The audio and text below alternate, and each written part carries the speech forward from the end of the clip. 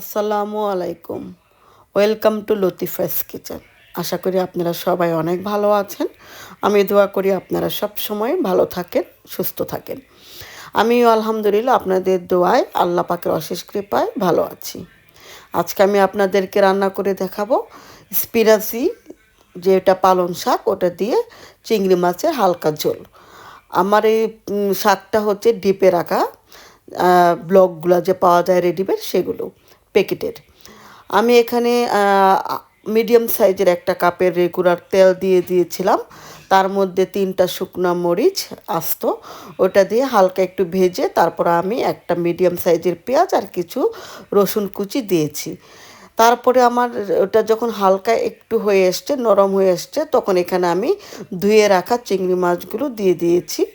এই পেঁয়াজের সাথে মাছগুলো হালকা ভাজা হবে। সো এখানে আমি পেঁয়াজগুলো কিন্তু একদম লাল করিনি। আর এখানে আমার চিংড়ি মাছগুলো, বড় চিংড়ি মাছগুলো ছিল, তার মাঝখান থেকে আমি কেটে হাফ করে নিয়েছিলাম।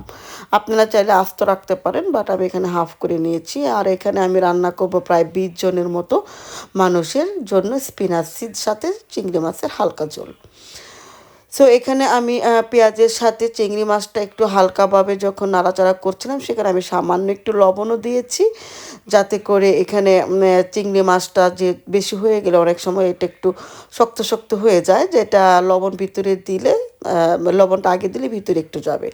তারপর এখানে আমি একটু দিয়ে দিলাম ধনিয়ার গুঁড়ো। এখানে আমি 1.5 চামচের মতো ধনিয়ার গুঁড়ো দিয়েছি। তার সাথে আমি দিয়ে দেবো 1.5 টেবিল চামচের মতন হলুদের পাউডার। আর এখানে মরিচটা দিব আমি হাফ টেবিল চামচের থেকে একটু কম, কারণ এটা যেহেতু শাক, শাকের মধ্যে ঝাল কম হওয়া উচিত। শাকের মধ্যে ঝাল বেশি হলে ভালো লাগবে না, দেয়া ঠিকও না। সো এখানে আমি মরিচ একদম অল্প দিয়েছি। এখানে দেখা যাচ্ছে যে অনেক, বাট অ্যাকচুয়ালি আমি অল্প দিয়েছি। এখানে হাফ টেবিল চামচের থেকেও কম মরিচের পাউডার আমি দিয়েছি, যেহেতু এটা আমার এক্সট্রা হট মরিচের গুঁড়া। যাই হোক, এটা আমি দিয়ে খুব ভালোভাবে নাড়াচাড়া করব। নাড়াচাড়া করে এখানে আমি আমার গরম পানি করে রাখা ছিল, সেখান থেকে আমি একটু গরম পানি করে ঢেলে দিব। যেহেতু মশলা দিয়েছি, পানিটা না দিলে মশলাগুলো পুড়ে যাবে, তাই এখানে আমি কিছু পানি দিয়ে দিলাম। এবং এই পানির মধ্যে আমার মাছগুলো কষে যাবে। আমি এটাকে একটু নাড়াচাড়া করে তারপরে ঢেকে দিব। ঢেকে দিয়ে এখানে আমি মাঝে মধ্যে উঠিয়ে অফ ক্যামেরায় অবশ্য নাড়াচাড়া করে দিব। আপনারাও তাই করবেন, কারণ সব কিছু ক্যামেরাতে দিতে গেলে অনেক বেশি লম্বা হয়ে যায় ভিডিও। যাই হোক, আমার মাছটা কষে গেছে, তার মাঝখানে কিন্তু আমি অফ ক্যামেরায় কয়েকবার উঠিয়ে নাড়াচাড়া করে দিয়েছিলাম যাতে লেগে না যায়। সো আমার তেলটা এখন উপরে বেশি আসছে। এখন আমি এখানে স্পিনাচিগুলো যে রেখেছি সেগুলো আমি ঢেলে দিব। এবং আমি প্যাকেট থেকে খুলে একটা বাটিতে নিয়ে নিয়েছিলাম আমার সমস্ত স্পিনাচিগুলো, কারণ এখানে ডিপে রাখা ছিল, এগুলো সমস্ত স্পিনাচি ব্লক করা। আপনারা চাইলে ফ্রেশ স্পিনাচি দিয়েও করতে পারবেন।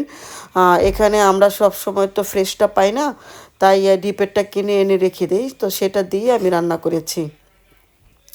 সো আমি সমস্ত শাকগুলো ওই মাছের মধ্যে ঢেলে দিয়ে আমি না খুব সুন্দরভাবে নাড়াচাড়া করব।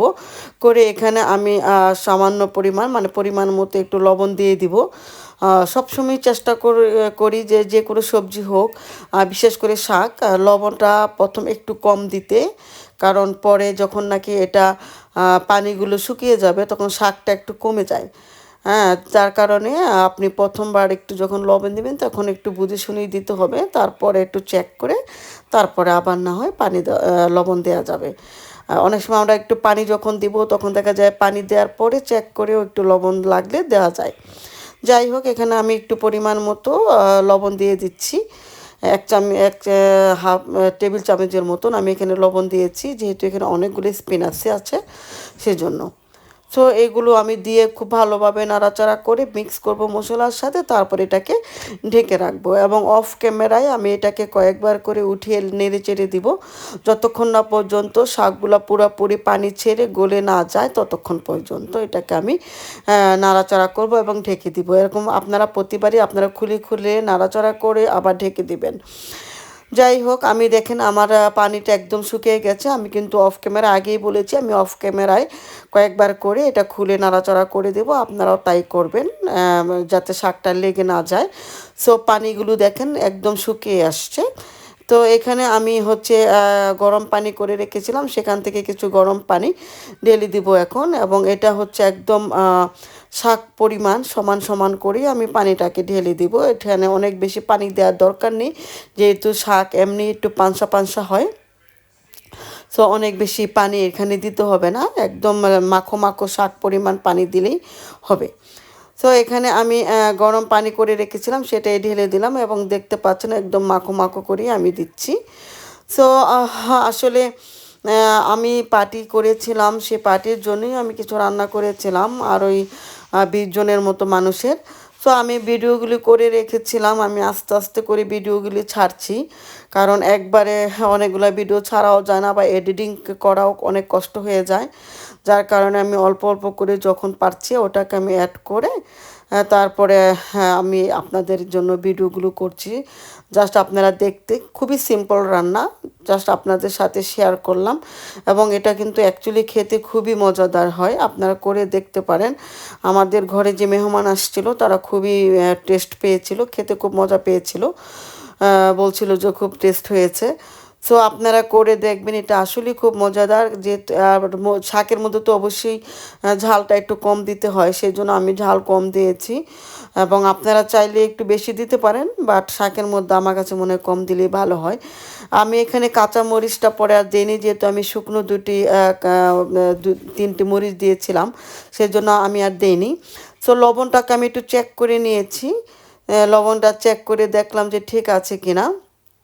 সো লবণটা ঠিক ছিল। তো এটা হচ্ছে আমার ফাইনাল লুক শাকের।